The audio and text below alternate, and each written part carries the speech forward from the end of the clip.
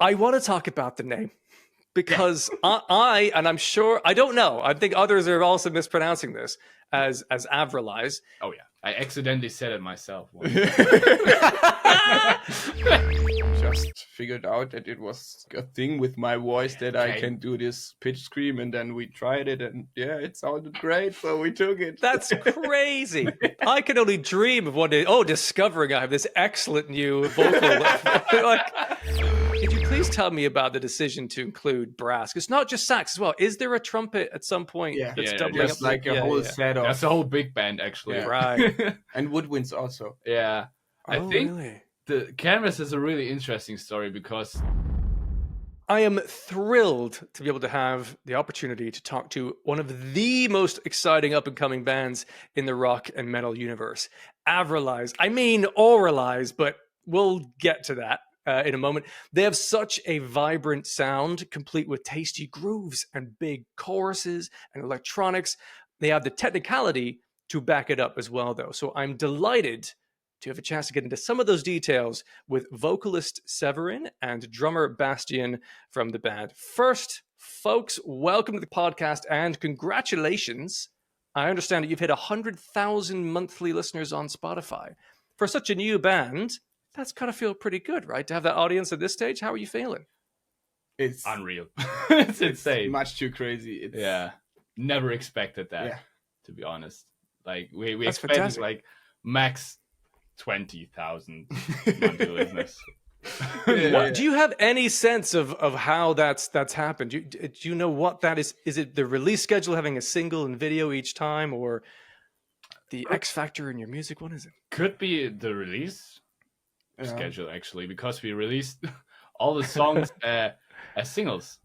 Yeah. Not all. Yes. All songs. Yeah. And actually, one of the viewers had a question about that. What was Luke Mullins and Lagisha? Why the singles release plan one by one? Was that inspired by Sleep Token doing that years ago, or is it something else that made you decide to do that in that way? For every song on the album had its own release, right? Yeah. So I personally think that it's the go-to strategy like nowadays, because every song gets the attention it deserves, I would say. And yeah, when you're putting out an album with 5 unreleased songs, it's like I think the option is there that some of the songs don't get heard, and yeah, just to prevent that, we wanted to like put every song out as a single here. Also because every song, in every song there's so much work that we wanted our audience to hear every single bit of what we've done on our first record. Yeah. That makes sense. It was kind of fun. Yeah, good. I'm so on board. The last episode actually on this podcast, I was interviewing Rev Noir, another great up and coming metal band, and similar thing. They mentioned, and it makes sense. You're spending the same amount of effort writing and recording and producing a song that ends up being a single that does end up being another track on the album. You want it to get the attention it deserves. I personally love that release plan because then I can just focus in on each song one by one. And as a music nerd, I enjoy that. I'm just going to mention here, you're blurring out majestically right now because of the webcam that you have. Yeah. It'll eventually find your face. I have again. no idea what it's doing. Okay. Oh, no. We're there. Amazing. No, so that's very cool. I enjoyed that. I was wondering what the collective influences are of the band that's created the sound that you have, because there's so many different moments even within one song. What's been the influences from the band so far? Oh damn, our influences are so widespread, from like listening to blues to like jazz to like hardcore and deathcore and just like everything that grooves and is fun, I would say. Yeah, we come out of we grew up. Every one of us heard really different music, or was listening to really different music when we were younger. Like Severin only heard blues. Philip, our guitarist, just listened to hardcore and Suicide Silence. Wow. And I when I was 13, I only listened to deathcore until I was like 17. Wow. Yeah, 4 years of deathcore. You turned out okay. That was my time grinding blast beats every day.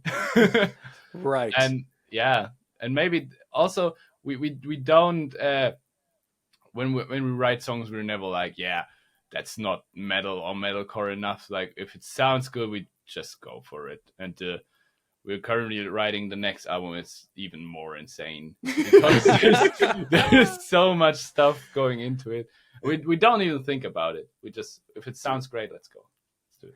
Do you know, because one of the other questions was, where's it from? Dan Skinny was saying, like, on paper, if you look at like the metalcore world, it's, you know, you're doing a lot of things that other bands are doing, but there's something special about this band and its sound. And he's wondering, what is that chemical X that makes it different? And it might be that if you have members who, one of them spent years in blues and another one spent years in deathcore, one in hardcore, you're going to get a unique blend of influences, rather than if you have all of you listen to a bit of metal, a bit of rock, and a bit of pop over the years. It might have the same combination.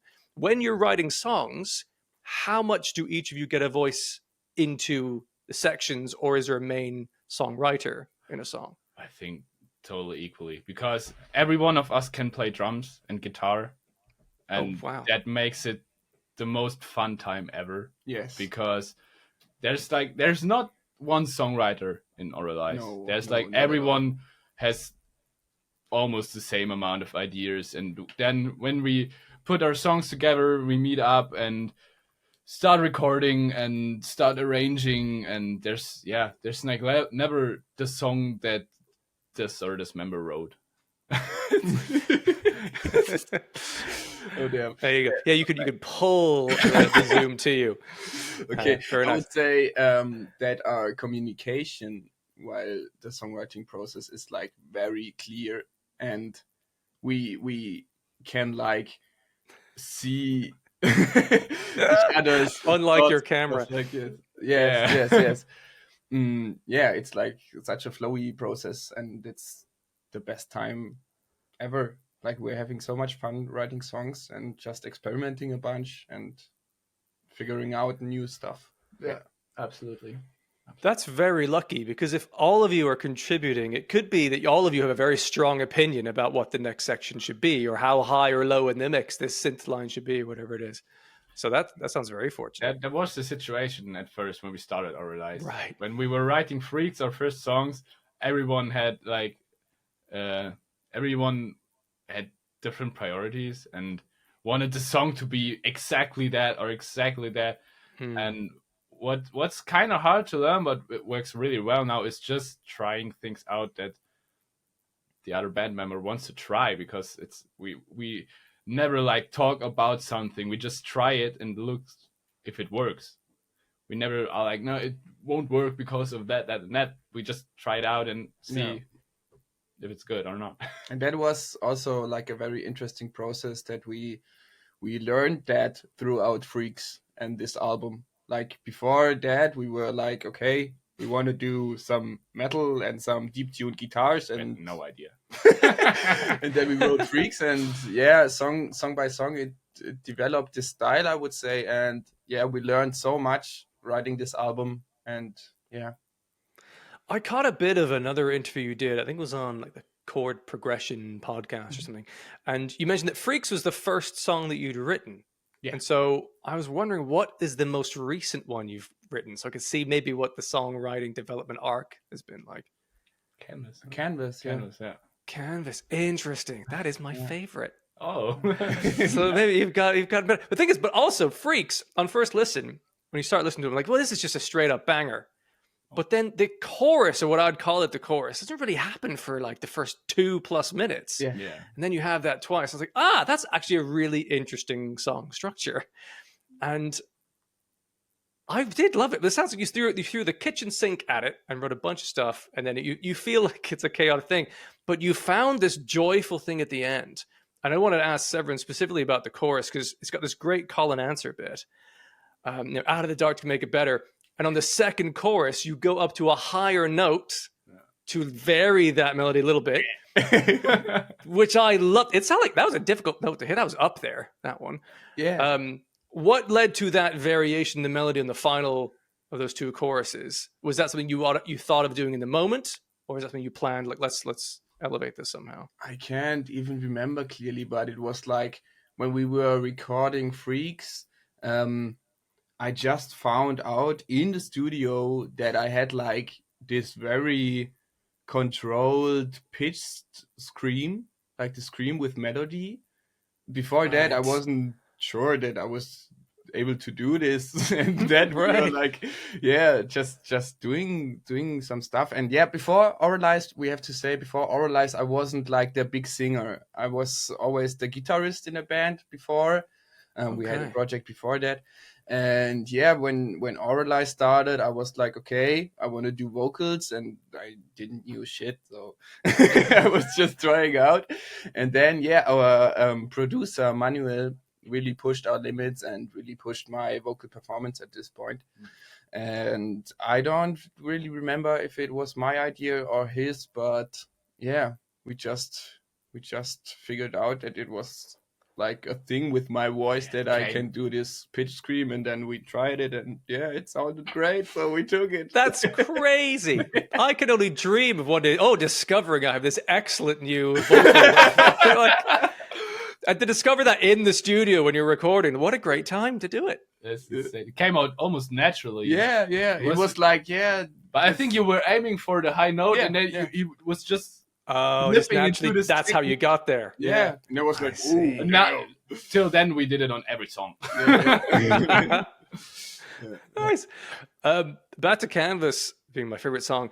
I didn't notice during the first chorus the saxophone in the background. Since listening to it more, I've heard that was teased in. So when that first came in on its own, it blew me away. No one was ready for that. Could you please tell me about the decision to include brass? It's not just sax as well. Is there a trumpet at some point Yeah. that's Yeah, doubling just up? like a whole set of That's a whole big band, actually. Yeah. Right. and woodwinds also. Yeah. I Oh, think really? the Canvas is a really interesting story because the first riff and stuff I just recorded and didn't thought much about it, and then I showed it to Philip and Severin. They were like, "Oh yeah, let's do this," and it's insane. And yeah, cool. We wrote the pre-chorus, and Philip and I wrote the pre-chorus, and it was like, "Yeah, it sounds okay. Maybe we take it." Valentin and Severin were like, "Yeah, shit, we gotta take this." And then at the last session, we decided to make this funk part and first start writing this e-piano jazz chord stuff. Yeah, fusion. Fusion. And we were so in our element that we just tried it. This. Yeah. I'm not laughing at the focus. I'm laughing at the song. Yeah. The focus will come back. I think we just pulled in the saxophone and it just worked. We just did it. The brass and the woodwinds came out later on in the studio, but the decision was made instantly. It sounds like it was going so well, and so creatively without limits that at the end you just went, "Fuck it, saxophone." Yeah. That was maybe it was because it was also we knew it would be the last song of our first album, and we was like, "Fuck it." We were like, yeah, that's the transition to the next album, because the next album is going to be so crazy, man. Yeah, that's gonna be that'd be Severin. That'd be your blues era. You're gonna have blues with saxophone in there, maybe. I don't know if we will do metal when we're 30. Probably do funk. Maybe only fusion with like techno and stuff. Yeah, drum and bass. I'm here for it, man. Whatever you want to do, like everything, like the variety of sounds you've done so far. I don't understand. On paper, I don't know how it works, but it does, and some of that has to be in the choices of mixing is very important, but also the arrangement of it, because the more you add, it can just become a muddy mess sonically, but it isn't. You manage to have predominantly in a section, there is a kind of a lead motif. That might be the vocal, that might be a synth line, that might be something else. So how much of that are you conscious of your writing? Or is that something you're doing in the studio when you're balancing it for the recording? I think almost all of us were just listening to our demos and arranging so much. Yeah. That's as you said, it's like one of the most important things about songs. There's so much songs, it's just part after part after part, and there's like it doesn't really catch you, and that's a really hard thing to do, actually, to make complex things catchy or not messy. Yeah. That's the thing. I think also we learned looking at the song as a whole and not just like part after part, because like when we wrote Freaks, we were like, okay, that riff, then the breakdown, then that riff. And now we're just like trying to see the song as a whole and just, yeah, working with the song as a whole, I would say, and just looking at the flow of the part, and yeah. Also, like stuff that we did, we are trying to recycle it later in the song without doing the same part. Like for example, the outro of Lotus is actually just the breakdown with the really fast vocals. It's just that thing with some YB stuffs in the chord progression. Yeah. And Sure. it sounds like a completely different thing, but subconsciously you already heard it. Yeah. Maybe that's Right. one of the reasons why it works so well. Come on, it works better than this camera. Yeah. I would say it's almost this thing like it sounds familiar, and that is the thing that hooks to people, I would say. Yeah. Yeah, it's that balance. And that, along with the balance of paying off the expectation that the listener might have if you hear something's building up, like a snare fill building up pre-chorus, you want to pay that off, but also have some surprises. There's some like false drops and moments in there. It's enough of both. Yeah. And when you're writing for this song, that's where you might find the balance. It sounds like that's what you're doing, which is pretty sophisticated. Like, how old are you guys? Because you seem very fresh-faced. 21. And yet you're... 21. 21. Fuck you guys. Like, I'm 37 now. I'm going on 38 this year. I know. I'm basically dead. You don't But look when that I was old. Come on. That's good lighting. It's good lighting. So if I do this, look at that. Look at how many. Anyway, but I was in my 20s, trying to be a rock star, and I was writing songs, and they were not this sophisticated. I was in the pop punk world, so they didn't have to be, but still, I couldn't have done the maturity that you're doing your songwriting is phenomenal. I think that also is why you're getting the listenership that you are. Thank you so much, man. Means it really everything means to us. Yeah. No we're worries. doing everything for it. Like, we're just giving Our every whole time money, we have. our whole time, I know what that's like. Like everything. There's so You're much. probably giving more money than you have, I'm sure. Oh yeah. Yeah. We would sell our soul. Well, it's going well, so keep going. You can sell a little bit more of your soul, and it'll go even better. I want to talk about the name because and I'm sure, I don't know, I think others are also mispronouncing this as AVRALIZE. Oh yeah. So it's correctly pronounced AVRALIZE. Yes. Tell me about the name, the reason for the V, and is this in certain countries their linguistics mean that they're assuming it's AVRALIZE, or like in Germany they're like, it'd be oralize. No, we saw a V. everyone's like misspelling it. Everyone. Okay. Everyone. Not everyone. Okay. 99%. Yeah. No, with the name, it was like a very strange thing with the name, because we were like on the hunt after a name that no one else has. Because every name we came up with, it already existed like 3 times or like 5 times and 3 times in metalcore bands. No. So it was like very, it was so hard to find something that no one else had. And then we found a site that was called New English Words. We were like, okay, let's look there. And then there was AVRALIZE, like perception through sound and stuff you can feel when you're listening to feelings stuff created through sound. And also nostalgia and stuff like Perfect. that. We were like, okay, let's do this.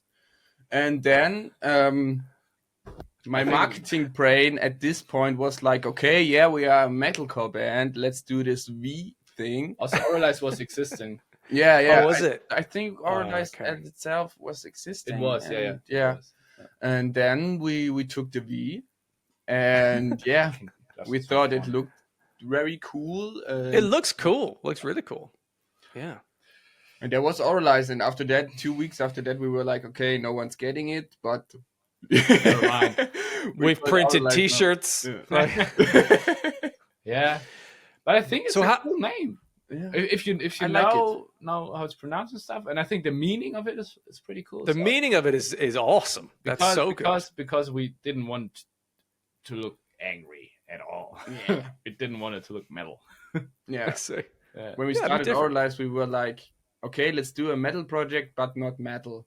Yeah. Like not dark outfits, not dark backdrop on the stage and stuff like that. Trying to make it more positive, I think. Yeah. Yeah.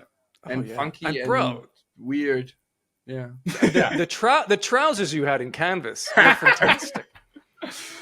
Yeah. That chessboard, it's so good. It's No, nice. I'm for it. I'm more of that. Yeah. Let's establish for all the people that we viewing this with the name. We're going so AVRALIZE would be the preferred pronunciation, right? But are you at a point now where someone says AVRALIZE, you're like, fine? Or are you kind of going, no? We don't care. Like, Okay. As long if you know what band it's about, yeah. When there's something like more important, like this podcast, for example, of course we gotta tell you that it's called AVRALIZE. But yeah, not all. Okay. Not all the time. Not all the time. But I think we're pretty used to it also. Like it's. I accidentally said it myself once. That's amazing. Because I heard it so often. Yeah. You're trying to build rapport. You just say it the way someone else says it. Yeah. Well, I guess they'll know what I mean if I say AVRALIZE. Yeah. All right. Here's what I'm going to do for you. From this point forwards, I will be calling it AVRALIZE forever. That's so nice. Thank you so much. Because that's how it's going to happen. I think every reaction video it'll be AVRALIZE. I'll do that for you folks, and eventually the camera will find I you. hate it. I fucking hate it. We never had such problems. It's man. fun. Damn. It's a nice slow. My hand is focused. Yeah, and now you pull that towards yourself very slowly, and it will bring slowly. it. Oh, down. whoa. Okay. Yeah, I think there we gotta go. stay at the same Okay. distance. I don't know. There seems to be no rhyme or reason as to when it goes out of focus. Don't worry about it. We'll get there. I wanted to go back to your influences in terms of like you've got blues in there, hardcore, deathcore, and I heard a moment on another interview I watched of yours with Good Noise podcast about gateway songs or bands, because I don't know anyone who's ever discovered metal as like a CD. Well, no one listens to CDs anymore, but just accidentally discovers it and loves it. There's some kind of gateway song that's sort of in between what they're into in the metal world. What were those songs or bands for you? I think the song that really made click in my mind was Quantum Flux from Northlane. I really loved that one, but I wasn't listening to metal at the time or metalcore or stuff like that. But I had one friend, he was like very, very into metalcore and stuff like that, and he showed me Northlane and stuff like that. And at first I didn't like it, but yeah, I was hanging out with him, and yeah, the music was playing, and then I got used to it, and then I learned to love it, I would say. Yeah. For me, I don't know actually. I used to listen to a lot of heavy music back then because You said like 13 years old you discovered deathcore, but you don't remember what your gateway was. I discovered Diarist Murder when I was 30. I was like, I need to learn how to play that, and I guess as a drummer, that makes sense. Yeah. Interesting drums, metal is going to be screaming at you. Like, but what got me like I was listening to metalcore when I was a little bit younger, like Bullet for My Valentine and Sevenfold. But the bands that got me really back into, now I almost only listen to metalcore, are like Thornhill, Sleep Token. Those bands just got me. Yeah, totally. Like the Darkpool album was just holy shit. It wasn't. Yeah, that's got some riffs. Yeah, or the Sundowning album from Sleep Token is also one that really blew my mind. Yeah. When did you discover Sleep Token? What year was that? Was it around Sundowning or is it after? A little bit later. Okay. When Alkaline dropped? I think. Yeah, Alkaline. Yeah. Okay. The first song I was listening from them.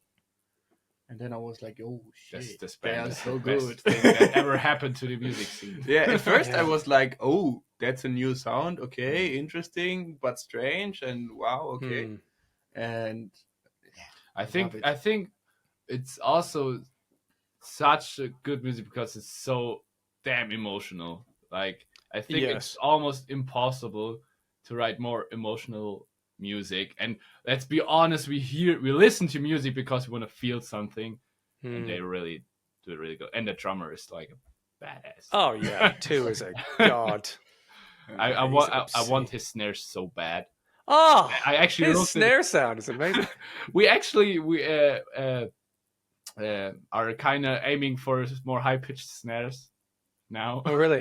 As a result. But we don't want to copy it because it's like their thing. But we kind of want to. Yes and no. He's not the first drummer to have a snare sound like that. But we gotta be honest. It's like I think on the Take Me Back to Eden album, it's not that. It sounds really well polished and well produced. And I would love to see it like a little bit more dirty in the next album. Yeah, fair enough. But yeah, I mean, experiment, right? As you were saying before, try different things. There might be a particular song in your future where that snare sound is really going to open it up, and maybe there, maybe. But yeah, no, and they similar to yourselves, because you've got a very sophisticated sound to start with. They had the same. Sundowning is still good now. This is many years later. Absolutely. They knew what they were doing then. No, they're great. Awesome. The synth side of your music, the electronic stuff, is there a particular member of the band that's bringing that forward, or is that just from everyone? Or okay, I do. I experiment a lot, but also our producer. Our producer has so sick analog gear, and sometimes he just takes our MIDI and blasts it through, and we're like, "What the?" It sounds like those nostalgic childhood reels on Instagram, and we're like, "Yeah." Yeah, also like almost this Stranger Things sounds and stuff like that. I really love that kind of synth sound. We downloaded Serum presets, like a Stranger Things pack, and it's so great because it's so detuned, but it sounds so well. We don't know why. Yeah, and what's interesting about synths, I don't know synths at all. I'm very much a basic drums, guitar, bass sort of guy. But so it baffles me when I hear some of the sounds. There's a song, I can't remember which one it is on your record, where the melody's played on the synths at one point, and it's almost just like, it's almost like popping bubbles, but you can hear that it's notes. Yeah, sometimes it's also like supported from Philip. He does like this weird tapping shit like Manuel Garza Fernandez or stuff, people like that do. Yeah, it's in Lotus, Pride. Yeah, in Lotus also, but in Pride at the breakdown extension, there's like this bong bong bong bong bang bong bong bang. Right. And he's just I don't know, hammering the strings. Philip is so crazy. We're so blessed to have him. He's a guitarist that can do everything, literally everything. Right. There's a particular guitar bit that blew my mind. I'm wondering if it was him or yourself, because you say you also play guitar, but I think it's in higher. Oh yeah. Maybe towards the end of the second verse or something. Yeah. And it's like fucking it just for like maybe 10 seconds. Yeah. Is he plucking it? How does he get the sound he gets from it? Thumping, and I think a little bit of selective picking. I think. Yeah, and I have no idea. Picking, I would say, but I don't know. It's like I think it's a little bit inspired from Unprocessed, because it's also its favorite band. Yeah. I see. Yeah. It's insane. It's so cool to have that, just not because we want to do it all the time, but just for this short amount. That's what I loved about it, because it's not like a full song of that. I think it's an entertaining piece of technical performance, and Unprocessed could do things like that. Polyphia, another band in that realm, but to have popped that out for just that moment of that section and then leave it, it just blew my mind. It was so good. Oh, by the way, I can do this too, but you don't want all that. Like, that's just fantastic. Yeah, I love that. Someone had a question. Sorry, go on. No, just for example, also in Lotus, like this blast beat, it's unison, and it's like almost 300 BPM if you transcribe it. I would never be able to play it if I wouldn't practice deathcore for so long. Yeah. Right. The thing is, what's so great about it, it doesn't sound that fast actually, because it's not a traditional blast beat. It's just like everything, kick, snare, and rider all played at the same time. Yeah. It just tidies up the thing, I would say. Yeah. Yeah, I actually didn't really notice it because it wasn't an over dominating blast beat within the Yeah, song. So actually. I didn't really notice it, That's honestly, until I watched your awesome. playthrough and I was like, oh, he's fucking doing a blast beat there. And then you had the audacity to do the insanely fast double kicks after that, which was like, but again, similar to that guitar part, you blast through those for maybe 2 beats and then it's like done. Yeah, On to the next. That's the good thing. It's they're really fast and it's gone pretty fast. And I think the songwriting is not suffering under it. This is it. The good. You're using it when the song needs it for that particular moment to accentuate something. You're not overusing it, and that's a great balance. I mean, certainly for me, like I have a bit of a strange relationship with blast beats. If it's more than 8 bars, I'm out. I'm just out. It's too much. Yeah, you lose all the dynamics. That push-pull thing really saved my life. I so want to ask you specific details about that because I'm trying to learn to do better double kicks. But I don't want to. Most people are not going to be interested in that conversation. Yeah, no worries. I actually plan to do some lessons videos on that stuff. Great. I will watch them. But I need the time to make, because I want to make them good and not like that's all I learned. Try yourself. Just do it more. You'll get better at it. Yeah. Practice more. What are you doing? Yeah, I was on the kit today, just going like, my double kicks are shit. Like they're fine for like fills essentially. You know, doing like triplet, like my double kicks would be fine, or really slow double kicks for something. Yeah. And I was like, why is that? And then I tried for a while to just play with my left foot, which is my weak foot, just on a kind of beat that has a few doubles in it. And after like a minute, my left leg was exhausted. I'm like, there's the problem. Let me strengthen that first and then figure out, what's the balance? Anyway, we're getting sidetracked. Severin's like, are we really talking about double kicks? Drums is the best instrument. I love drums. Change my mind. Yeah. Drums is my first instrument too. Yeah. Same. Oh, nice. Great. Well, then maybe that, because it's all about the rhythm, maybe that helps with your vocal rhythmic choices, which I have also really enjoyed. It's not token basic melodies that have been done again and again. There's something different about, and in fact, that we mentioned it earlier, but in Freaks, that chorus, what I loved was that you have a slow paced Right Where You Belong, and then that Out of the Dark to Get It Better is a complete different rhythm, that kind of call and answer, which I don't know that anyone else would be thinking to do in that way. People are kind of restricted by, well, I'm the singer, so if I can't double it up, then why bother? But how would you do that live? He does. I sing it. Wow. Severin is really suffering because our songs are so full of vocals. Like everyone in the band does also background vocals. I also support the choruses on the drums, which was really hard to learn. But Severin is like, also you do this fry scream, which is, I tried to learn it. You need so much energy to do that. It's insane. At the first gigs, it was like very, very hard, and I was like very having problems with getting all of this in, I would say. And the screams weren't a problem at this time. At first, I was really, really like trying out the cleans live, because I was singing the cleans in the studio a little bit different than live, and now I have figured it out, I would say. But I'm still figuring out how to like just twist and turn a little bit so it gets easier and more efficient, I would say, because my scream also, I would say, I have a fry scream, but mixed with like some false chord. It's so loud. It's so loud, like 100. It's like 110 dB. If we record vocals, my left ear hurts. It really hurts. Wow. Because I normally the fry scream is like very, very like. I've heard them done quite quietly. Like very quiet, but I don't know what I'm doing, but it sounds good, and I would say it doesn't affect my voice at all. I learned it with. Are you just discovering this in your own experimentation, or do you have a vocal coach? I had a vocal coach for the beginnings. Yeah, because I want you to be able to sustain this over a tour. That's the other thing. Like So that's very important to not like fuck up your voice, because that happens so fast. And with the vocal coach, I really got the fundamentals down, I would say, and now I'm just figuring out what feels good and not, and yeah.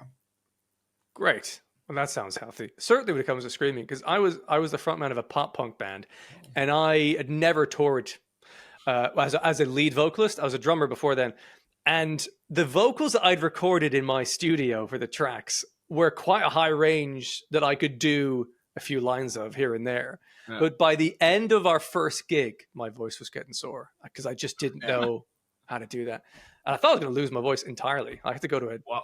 ENT doctor and get like a camera down my. I really, and I wasn't even screaming. I was shit. doing pop punk, newfound glory shit. Like, But that's also like pop punk has these like very belty melodies. yeah, I would say that's very, yeah, it's kind of full tilt. There's no like subtle, casual Yeah. vocals in it. yeah, it's just like full on. Yeah. I just Yeah. remember this. The opener for Lotus, you've got the scream vocal, and then it double tracks on the word Lotus. Yeah, You've got an additional growl below that. Awesome. So when you're doing that live, do you just go to the low, or do you stay on the main? I scream? stay on Valentin the does main, the- and then Valentin, our bassist, does the lows, and yeah, his lows Nice. sound so brutal, like beat down. It's so fun. He could And then be- he's also so like. It's so nice. Great. How many live gigs have you done at this stage? Because you're quite a relatively new band. I would say 50, maybe around that. 50. 50? like no. Okay, that's loads. I don't know. Well, Exactly. 50. I would say 40 At to least. 50. Yeah.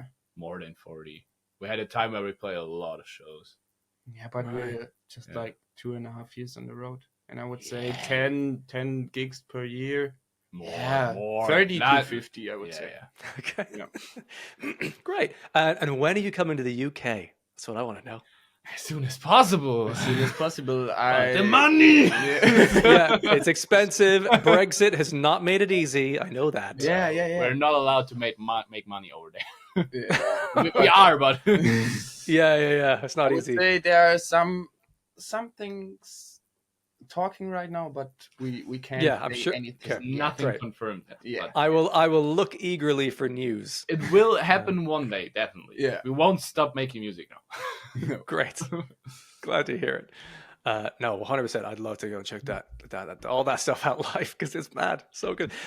Someone did have a question. Luke wrote in, asked him about the guitar sound in Lotus. The first one that comes in after your kind of the Lotus. Do you happen to know how that guitar sound was made? Because it's like electronic, but it's an interesting staccato like thing. It's supported by two synths, and it's Right. there was that old Stratocaster. Yeah. The one Yeah. Manu had. It's single coil. Single coil. And which amp did we use? I don't remember actually. It was like this. I think it was an analog amp from Manuel. Yeah. And yeah, it has Was like it this a very Bassi? No, it wasn't a Bassi. No. I would say I it's a don't. pretty natural sound, but it's supported by the synth that gives it. That might be it. It's the Yeah. double tracking of Yeah. synth on guitar. Probably what confuses the. We also Thing. used like fresh strings, so it makes it really clanky and really drahtig in Deutsch, in German. Yeah. I'd never considered that as something to do for a sonic choice, is to either have old or new strings. That is such a level of detail. It makes Is it that coming from yourselves, or is that coming from like the producer, or are you the producers in the studio? no. We do like a lot, like really, really much now.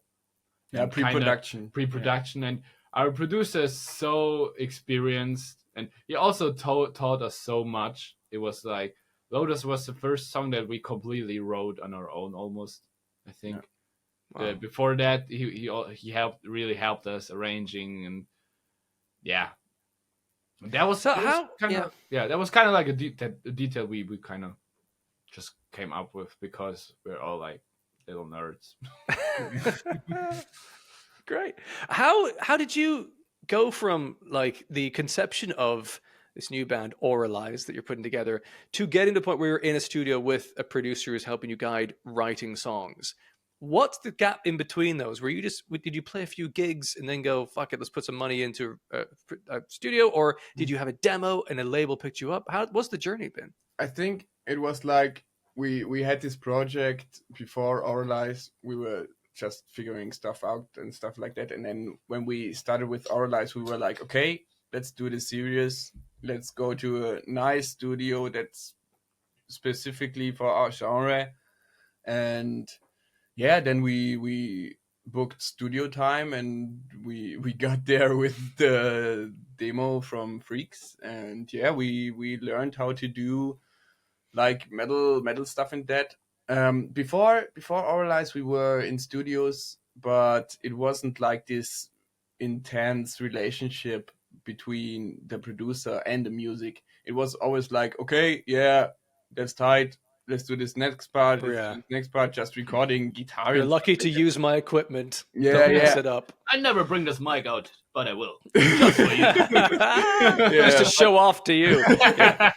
But with Manuel Renner, we sent him the session before, and then we were at his studio, and he was like, okay, yeah, that's the sound I was going for, and we were like, wow. Okay. It was flashed. It really, yeah. The way he made that guitar sound and also vocals, like, yeah, and also drums. Yeah. The drum sound It's very insane. Nice. It's really insane. Yeah. The whole thing is so polished and complete as a sound. Did you then, I imagine you re-recorded the song Freaks post demo, or is yeah. That's actually the only song we fully recorded there. We fully recorded there. Yeah, right. The other songs we did so much stuff at home already, and just because I'm also trying to learn more producing stuff, because far in the future I also want to become like I want to become a drummer, obviously, but good news. Professional. You drummer. already are. like a professional drummer, but also do a lot of production things. Yeah, but yeah, of course, only drumming. Only drumming. On the drumming front, what I've really appreciated is that, I don't know how you've done this necessarily, so I'd love to know. The drums in your records don't sound robotic, like they're snapped to grid entirely. They might be, but there is feel within that. How have you found that balance? Because you want it to be pretty accurate to the beat for the sake of the song in the recording, but it still has a feel to it. What's been the process for recording drums for this record? I hate to say it, but it's programmed. But no, yeah. But I've seen you play it in the playthrough, and that was legit. Yeah, that was totally legit. Actually, we're like, but I would love to record drums, but it's so expensive. It's so really fucking expensive. We cannot afford it now. I would love to. I really would love to. But why is it so expensive to record drums? Just because it's lots of mics and the time, or it's the time. I'll produce the massive desk for each of the mics to cut it, and also when you're doing like those metal drums, you're putting samples and triggers over it, and are quantizing it and cutting it, and why just not? So anyway, it's programmed. Yeah, I take a lot of time programming drums. Like already a lot of time. You must, because I could not tell. Because thanks, man. That's a really good compliment, actually. Seriously. And we also layer a lot of like reggae drums over it. For example, in the end part of Lotus, you can hear it pretty well. But there's not only the metal drum kit playing. Yeah, because there's moments where it's like, it does sound like a different drum kit entirely. It's sort of drum beat, and it might be like it's coming up in volume, but it has a completely different feel. And I was I was wondering, did you just grab a different kit for that day, or is it just on the edits? we just layered that. And of course, when I'm programming like those drums, I always try to play it almost immediately after it, or or air drum to it, because I think there are a lot of drums out there that you can tell directly you would never ever play that fill like that or like that, or it sounds unnatural. Yeah. And I really didn't want it to do that. I'm really happy that because you're a drummer and you didn't notice. That's really good, because like most of the people are like, can you even play that? And it's like, of course, it's just so insanely expensive. Yeah. Because I would say also the standards for a good drum recording are so high. Oh, it's so hard. Fuck. Yeah, Absolutely. yeah. So like when you're just like Basti did from the drum playthrough, we never would take those tracks to like put on the album, because it's just like, yeah, it also was a one take. If you would record drums, we would record, of course, part but by then part. in a big studio with a big live room and mic'd up so nicely and figured out, like experimenting the sound for a day or stuff like that. But and you need to do like several tracks in a row because the drums are all set up, they're all mic'd, and you might not have the energy or the interest creatively to do another song. Yeah, absolutely. But we kind of, we don't know if we can do it on the next album, but we really want to so bad. Like, it's definitely to plan. If we can afford it, we will definitely do it. But we are really poor students who don't have money, and we're already paying all our money. So we can do like a donation button somewhere for drum recording. Please buy some T-shirts, please. For the drum recording. For the drum recording. Yeah. We'll get your focus. Come on. Okay. Yeah, well, I've just saw it. Yeah, so there's a T-shirt line already. Just have it say "tip the drummer," and they'll know what that means. But yeah, I guess that's the difference maker. The reason why I didn't really detect it is because when I'm listening to it, I can tell it's a playable, understandable beat. For example, ghost notes that you'd be doing before the main snare that hits. I know what's possible and what isn't. Yeah, and it's all possible. But since you're programming, because one of my questions was going to be, how much of those ghost notes are incidental that you're just playing? But it's all programmed, so it must have been like, I want ghost notes in this particular part to lead up to this snare. Yeah. It's that intentional. It's all a feel thing. Like it's the best ghost note pattern you can do. Yeah, I really love it in Overdose, where there's this gap, and there's like those really quiet ghost notes before it drops in. Those tickle me every time I hear them. But how do you program? Sorry, this is gonna be really boring for anyone who's not interested in this. How do you program with the ghost? Are you literally dragging individual volumes to the quietest, and maybe it's less than quiet, and then up? It kind of depends on the drum kit you're using and the samples you're using. But mainly, if you program MIDI, there's always like a velocity to it. So there's 127 velocity steps, and 127 is like the hardest and one the lowest. You kind of need to vary it in case, just depends on what samples you're using, but you can program drums just like you would play it in real life. That's what I was just going to ask, because if it's MIDI, like I've got an electric kit, I could record the MIDI output of that, and that's, I guess, the basic layer. I could snap that to grid, and then you play with the volumes on it, on the track. Absolutely. That's it. You just gotta take your time and do it, because I think most of the time it's drums. There's a drum beat and that's a but if you spend the extra time, there's gold in those hills. Yeah, I just love drums way too much. And there's no such thing. I'm learning today. I'm really enjoying this. Thanks. After this interview, I'm just gonna go get the drums. I'm gonna plug them in, figure it out. Yeah. Back to vocals. There's one moment I picked out that I really, really enjoyed. And I wonder if I did hear what I thought I did. So we all love a Blegh. Like, Blegh is one of the greatest sounds you can have in scream vocals. But what I loved in particular is it sounded like you used the Blegh as part of a sentence. I think you said push it back, but it sounds like you said like push it black. Did you? Yeah, that's exactly what happened. Yeah. I don't know. Amazing. Yeah, it's also does it have the L in there, or is it push it back? I don't Did you remember? Really know. But there's also in Step by Step, at the end of the chorus section, there's also "You Stab Me in My Back." Right, right, right. Yeah.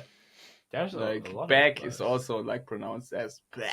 yeah, So really tell love me it. about the decision to do that. Did you go, I've got a great idea, or did it just I kind of don't know. happen? It's most of the time it's just feeling, I would say, and just figuring out and just being weird in the studio and trying stuff, and yeah, I don't know. I don't really know. No. All right. Well, perhaps you'll know this bit then. In terms of songwriting and lyrics and meaning, I think, well, I enjoyed what I'd heard of your. I'd only heard Overdose and Higher initially. I thought they were both great, like bangers. And then Overdose, I think, was the third song I heard. And that made me realize just how thoughtful and sophisticated you folks could be, because that is a very different song. And it seems to have kind of a poignant, dark message within it. There's probably interpretations you could have to it, but what was your inspiration behind the Overdose song lyrically? I would say the inspiration was like, um, everyone on this earth is like overdosing on something, like Yeah. not just drugs or just, I don't know. It can be relationships. It can be something like pushing the limits so far that you just forget about yourself. And I don't know. Overdosing isn't related to drugs. I would say it's just related to life. And I think yeah, we left it pretty open, so you can kind of yeah, get your own connection to it. Like I think because if you're too straight sometimes, maybe a lot of people won't be or won't feel related to it. And then I think in Overdose, of course, the video there's drugs because that's like the first thing you think about if you hear Overdose. You're representing an idea Yeah, visually. but you can, as Severin said, you can overdose on everything. Actually, is it good? Is it bad? We don't know. yeah. But it's just like, yeah, you're getting too much of something, and it, yeah, has effects on you. Most of the time, it's bad if you have too much. That's because it's called too much. Yeah. It's got the word "too" in it. Yeah. Yeah.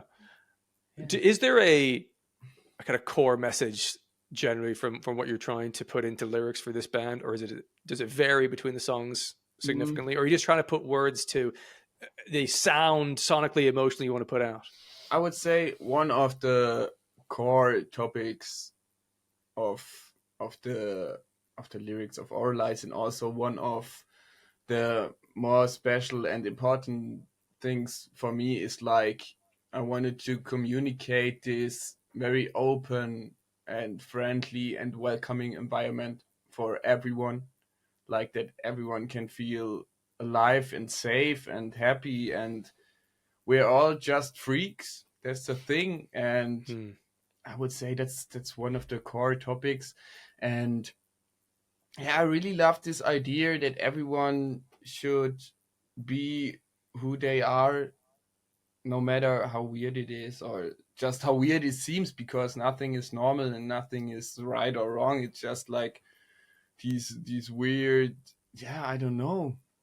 It's a very complex topic, I would say, but yeah, be who you are and try to spreading positivity. Yeah, basically. That's be yourself.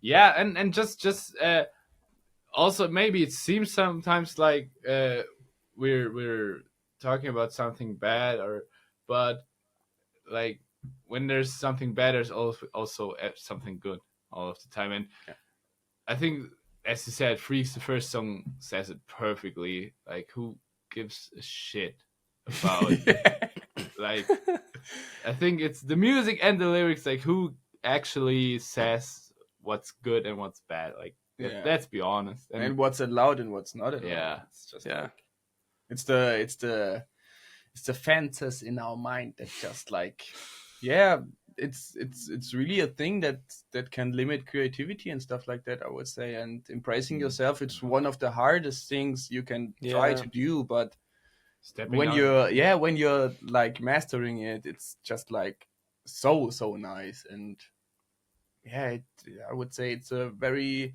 very different quality to life. Oh, yeah. When you're just Yeah, we like have being this- yourself. We have this odd thing when we grow up. We do want to fit in. There's Yeah, some, I guess, survival instinct to try and fit in and not stand out. Yeah. But if you do be yourself, Yeah.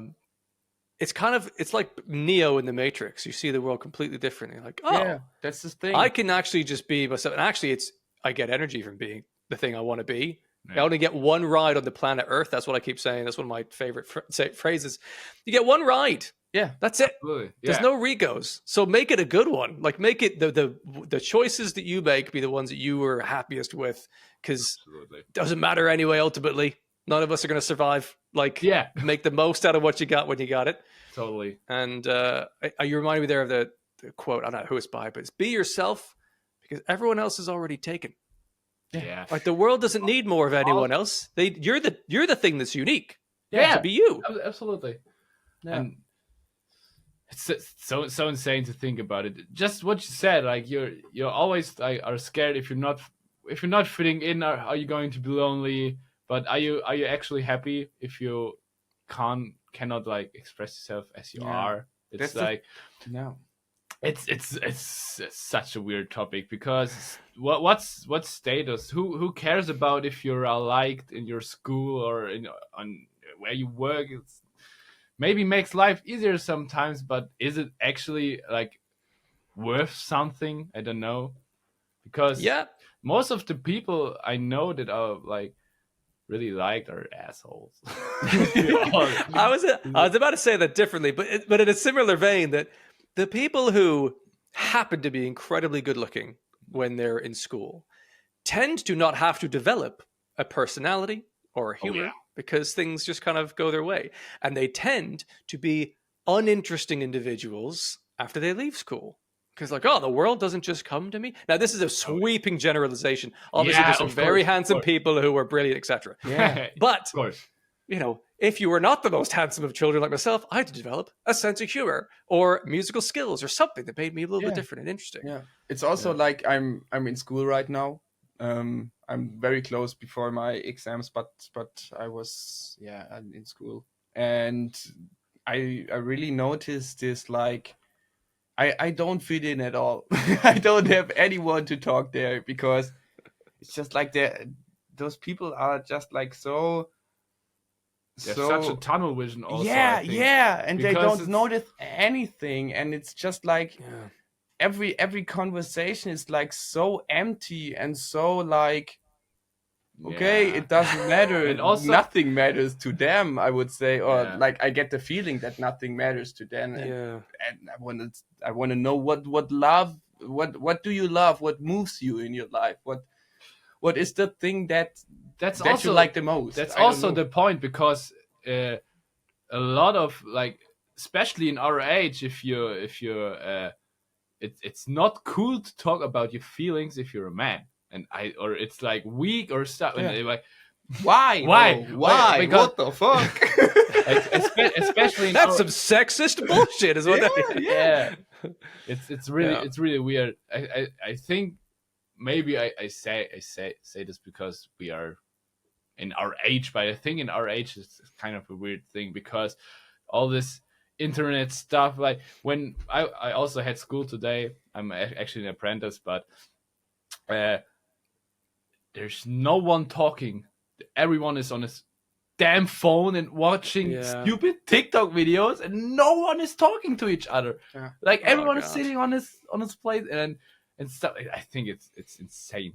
It's really insane, and it makes you, as you said, I think they actually don't know what they like either, because they just got what they like is whatever captures their attention longest on the phone. Like that's I like lots of things because I get sent lots of things by TikTok. It's when I see that, it makes me really it makes me feel really bad, actually, because there are not that much there's that no much passion and anymore, there are not much different characters anymore. Because I don't know much about them, because I cannot talk with them. It's so weird. Well, what I have to hope is that those people, they'll notice breadcrumbs in the direction of something more interesting. Because things like Sleep Token went massive on TikTok because it's unique, it's different, it's human emotions. It is about love and the rawness and all that humanity. And that's the scary thing to talk about or to sing about. But they've done that and it's been incredibly successful. Yeah. And I actually think that what you folks are doing in AVRALIZE, with adding whatever you want creatively into the songs, making it interesting and different, is what is setting you apart from other bands of the same kind of genre, if you will, and getting you the audience you're getting because it is different and it is something you're leaning into your individuality, and that's what's rare, and that's the kind of scary thing to do, and that's where the beauty lies and the interest lies, and that's something you should definitely continue to follow, I think. Oh yeah, We will. I think you can also tell sometimes if there's like your heart blood into the music, or if it's just like almost like a company. Like, yeah, yes, this will definitely work. I like generic core. I do like some generic. No, don't get me wrong, please. It's not. Yeah. I don't want to. No, but yeah, but it's never generic core is never headlining like Download Festival. Yeah. It's just not. But unique bands will. Yeah. Even unique bands that are like Marmite, that some people are like, I don't like that at all. They're going to do that because they're different. And that's the whole point, surely, of a creative art, is to do something different. Yeah. Absolutely. Yeah. No. So well done to yourselves and AVRALIZE for being different and writing your excellent record. Look at that. What a segue. Thank you very much for your time. I've loved talking to the both of you and finding out more about your songwriting processes. Thank you so much. Thank you so much for having us. No, it's my pleasure. And I'm looking forward to keeping my eyes open and see when you're playing in the UK. I want to check that out. I really hope everyone goes and checks out the album Freaks, which I gave it a masterpiece rating because I think it is that damn good. As a first album, that is obscenely good from yourselves. And keep up the good work. Follow your inspiration, your creativity. And I'm looking forward to your next album, which will be Blues. Oh yeah, maybe. Who knows? With acoustic recorded drums. It's gonna be great. One mic. Yeah, so cool. One mic. We're so cool. Yeah. You gotta feel it. Right. Thanks, guys. Hey, thank you so much. Well, that was so fun to chat to those lads from AVRALIZE about their music. Do go check out their album Freaks on whatever is your preferred streaming platform. And if you enjoyed this and you want to see more interviews like this, then do feel free to subscribe on whatever podcast platform you're currently enjoying this from. There's a link in the description to a free Discord server you can join as well. You can talk to me about the podcast, this episode, or recommend more artists you think I should interview in future. Thank you, and hopefully you'll check out another episode sometime soon.